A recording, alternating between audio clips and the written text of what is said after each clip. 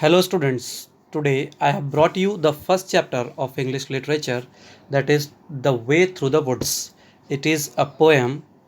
So before starting the explanation or anything about the chapter, I would like to tell you subscribe our channel, and if you like the video please click the like button and share it to others.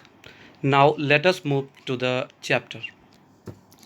Before starting any poem, it is must for you to know about the poet of the poem. The poet of the poem is Rudyard Kipling. So about the poet, it is must for you to know that Rudyard Kipling was born on December 30th, 1865 in Bombay, India. He was educated in England but returned to India in 1882. A decade later, Kipling married Caroline Bellistier and settled in Brattleboro, Vermont, where he wrote The Jungle Book in 1894, and he was awarded, please note it down, our poet Rudyard Kipling was awarded the Nobel Prize in 1907 for literature and died in 1936. Now, while we will be studying the poem, there will be some word meanings which will create problem for us. So it is better to solve them first. The first word meaning is underneath, means down or below. The second one is coppice. Coppice means to cut back a tree or a shrub to the ground level. Next is heath. Heath means an area of land which is uncultivated. The next one is anemones. Anemones means a small plant with white, red, blue or purple flowers shaped like cups. Next is broods. Broods means to worry or to think about something. Next is badgers. Badgers means animals with black and white lines on its head. Next is cantering. Cantering means to run fairly fast but not very fast. Last one is misty. Misty means foggy or unclear. So after these meanings, now it is time for us to know about the poem, means what the poem is about. The Way Through the Woods, the poem The Way Through the Woods is composed by Rudyard Kipling, where the poet shows the power the nature has over man. It is true that nature is more powerful than man. So in this poem, the poet describes about the power the nature has over the man. Actually, the poem starts when the poet reaches a place where there was a road 70 years back. The poet reaches a natural place. The poet reaches in a jungle or in a woods where there was a road 70 years back. But now the poet says, now in present time, after the 70 years, the weather and rain has undone it. The weather and rain have brought back the glimpses of the road which was existed here in woods 70 years back. The poet says that there was a road 70 years back. It means the poet can remember the memories of 70 years back.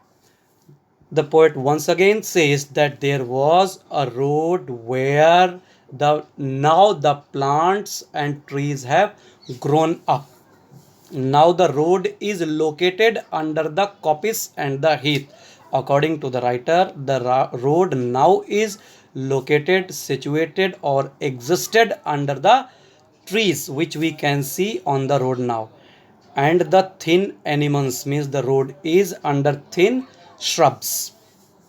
After this stanza, in the second line, the poet says that the keeper means who looks after the road, who looks after the woods, means the caretaker of the woods is the only person who is the witness of all the things in the forest. Means only the keeper sees that where the ring doe broods. Only the keeper can see where the birds roam here and there, where the animals roam here and there in the forest, and the animals roll and roam here and there with ease, with comfortness, where once there was a road in the forest. Means in the first stanza the poet introduces the road which was existed there in the forest 70 years back. Now the place where there was the road, the trees and the plants have grown up. In the second line the poet introduces a keeper, a caretaker of the forests, a caretaker of the woods, who knows every ups and down, everything about that forest. Now, in the second stanza, the poet states, if we enter the road in a summer evening late, when the night is very much cool and the night cools off the atmosphere, trees, shrubs, and everything in the forest, where in the forest the animals roam here and there freely. Why the animals roam here and there freely? The poet says because there is no fear of men to the animals, because it is very rare for the people to go there in the woods. According to the poet, no one goes into the woods, so the animals and the birds of the woods are very much free. They roam here and there without any problem. Now the poet says, introduces a horse, the tapping of the horse. The poet says that you can hear the beat of the horse feet in the forest if you concentrate yourself to the voice of the woods. And the you can see the swish of a skirt in the dew. You can see the skirt of a girl which is wet in the dew while the girl is sitting on the horse. The horse can run here and there in misty solitude very freely with a great speed, but not at the full speed, as though they perfectly knew, because the horse perfectly knew where the road is. According to the poet, the horse can roam here and there, the horse can run onto the road freely, though it is not visible to the horse, but the horse can run onto the road very freely. Why? Because it is very much known to the horse and other animals where the road was, the old lost road through the woods. It is known about the old lost road through the woods to all the animals. But the poet says in the end there is no road through the woods. The poet says in the end that of course there was a road in the forest 70 years back which has been closed down. Now there is no road in the forest. Means in the second stanza the poet says that if you enter to the woods in an evening, summer evening late, when the evening falls, evening showers off the cold of the atmosphere on the trees, you may at that time listen to the whistles of the mate. You may at that time listen to the patting of the horse feet. The horse runs here and there very freely because the horse knows the road very well. And in the end the poet says that there is no road because it has been covered with the trees and the shrubs. Now the explanation of the chapter is closed.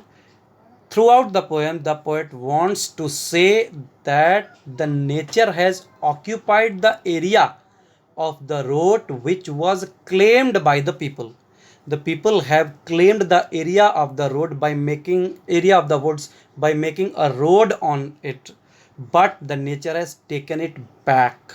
The shrubs and the trees have grown up on the road, and the road now is in control of the woods. Now we are in a condition to answer the questions given here. The first question is, what happened to the road that once ran through the woods? According to the poem, the road that once ran through the woods has been closed down 70 years back. What is under the coppice and heath? Of course, the road is there under the coppice and the heath. Number C. Which is the horse that is being referred here? In the second stanza, the poet introduces a horse. The horse is not physically present there actually in the poem. The poet talks about the horse which was present at the time when there was the road in the forest. Who can see where the old road ran? In the first stanza of the in the second line of the first stanza, the poet introduces the keeper. Keeper is the only person who can see where the road ran. Why is the otter not afraid of man? The otter are not afraid of the man because very few men nowadays visit the road, go there into the woods. Last is, what are the various creatures that can be seen and heard in these words in this poems? In this poem, the creatures are horse, animals, birds, and the human being in the girl. Now, okay, students, to go through the video properly. Thank you.